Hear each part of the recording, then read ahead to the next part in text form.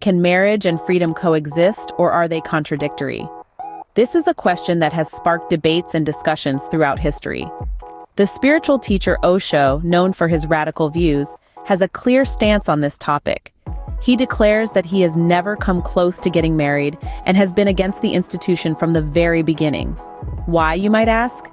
Well, according to Osho, marriage equates to a reduction of one's freedom. The thought of legally attaching oneself to another person seemed to him like a direct assault on the ultimate value of freedom. Osho's views were not without challenges. His parents and family found it difficult to understand his standpoint, and understandably so. The societal norm is to get married, have children, and lead a normal life. But Osho was anything but ordinary. He was clear from the beginning he would not succumb to marriage.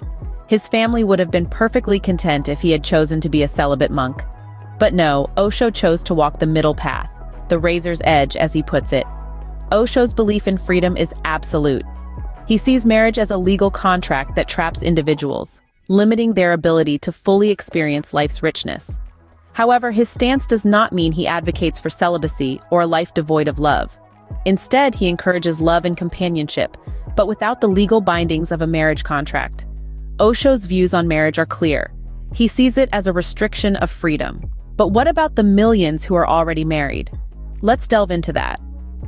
Osho's vision for a world without marriage, a world where love is free and unrestricted, a world where children are the responsibility of the community rather than the family, is radical and thought-provoking. But before we dive into that, we must ponder on his views about those who are already entwined in the institution of marriage. So buckle up as we explore the depths of Osho's thoughts on marriage in the upcoming scenes. According to Osho, marriage has created a neurotic society. But what is his advice for those who are already married? Osho, a spiritual guru known for his radical views, once made a provocative statement that everyone, without exception, should get divorced. He believed that marriage, a legal institution binding two people together, significantly curtails human freedom. In his own words, "Freedom to me is the ultimate value. There is nothing higher than freedom." Imagine a world where people meet and love each other occasionally, without the chains of legal bindings. Osho envisioned a society where love is not a duty to be fulfilled but a spontaneous emotion that comes naturally. A world where a husband or wife doesn't have to make love out of obligation, but out of genuine affection. He asked, "What kind of neurotic society have you created?" In Osho's view, if love fades, the individuals involved should have the courage to admit it. If you don't love each other, at least be human and say frankly that it was beautiful to be together, but now it is finished. He advocated for honesty and transparency in relationships, a stark contrast to societal norms where people often remain in loveless marriages out of fear, obligation, or societal pressure.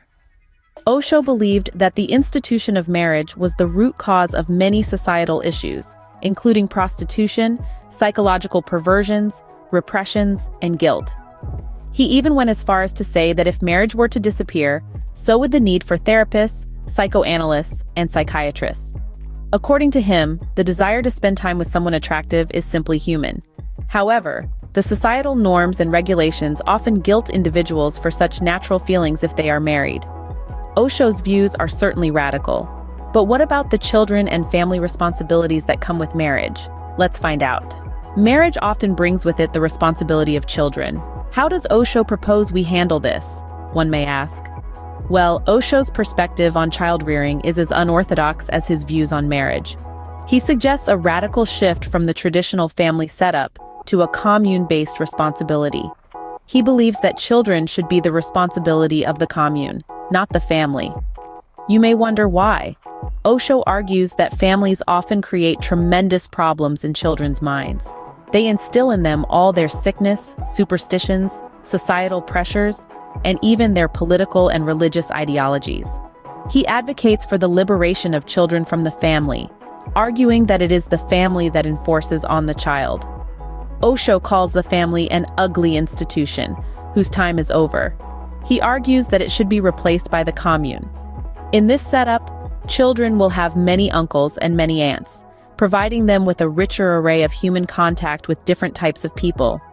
He argues that this will immensely enrich the children, as opposed to the impoverishment they suffer in the traditional family setup where they are exposed to only one man and one woman, and the constant quarrels between the two.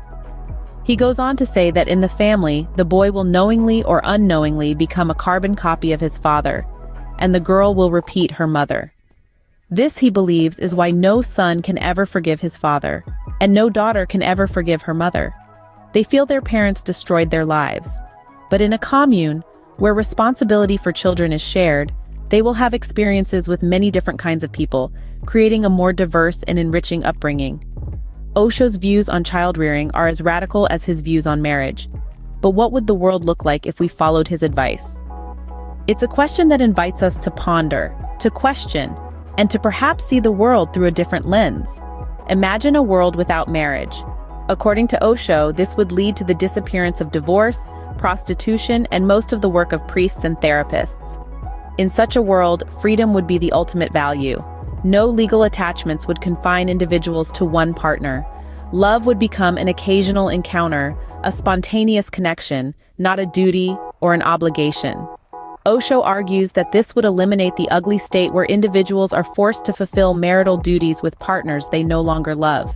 He paints a picture of a society where honesty is paramount, where two individuals can openly admit when their time together has come to an end, say goodbye with grace, and move on.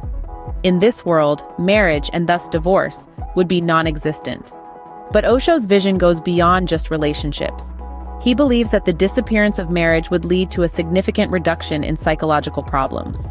The premise is simple. Freedom from marital obligations would decrease feelings of repression and guilt, resulting in healthier individuals.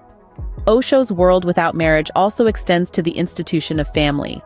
He suggests that children should be the responsibility of the community, not the family. This idea stems from his belief that the family structure can impose harmful beliefs and behaviors on children, thereby limiting their development and potential. In a world without marriage, communities would take care of children, providing them with a wealth of human contact and diverse experiences. This exposure would, Osho argues, immensely enrich children's lives compared to the limited experiences offered within a traditional family structure. In this envisioned world, kids would have many uncles and aunts, giving them a broad understanding of human nature and relationships. This approach would, according to Osho, prevent children from becoming mere carbon copies of their parents and free them to develop into unique individuals. These views are certainly thought-provoking, but whether we agree or disagree, what matters is that we keep questioning, keep exploring. Osho's views on marriage and freedom certainly challenge societal norms. His belief that marriage is a constraint on our freedom, an unnecessary legal attachment, is a perspective that invites us to question our own beliefs about love, commitment, and autonomy. He argues that the ultimate value lies in freedom, a freedom that is often compromised by the institution of marriage. Osho's standpoint on divorce is equally thought-provoking. He suggests that everyone should experience the liberation of divorce, not as a failure or a tragedy, but as an honest conclusion to a chapter of love that has run its course. This, too, prompts us to reassess our understanding of love and how it should exist and evolve in our lives. When it comes to the responsibilities of raising children, Osho's views veer away from the traditional family setting. He proposes that the commune should bear the onus of caring for and nurturing children, allowing them to be enriched by a diverse range of human interactions. This perspective challenges the age-old belief that the nuclear family is the sole and best institution for a child's upbringing. Osho's vision of a world without marriage is a radical one. It is a world where love is free from legal bindings, where children grow up in a community, where psychological issues stemming from marital discord cease to exist, and where freedom reigns supreme. This vision invites us to question the societal norms we have long accepted and adhered to. Whether or not we agree with Osho, his words provoke thought and reflection on the institution of marriage, and that alone is a step towards a more conscious and deliberate life. His views challenge us to question, to reflect, and to make choices not because they are the norm, but because they resonate with our own understanding of love, freedom, and life.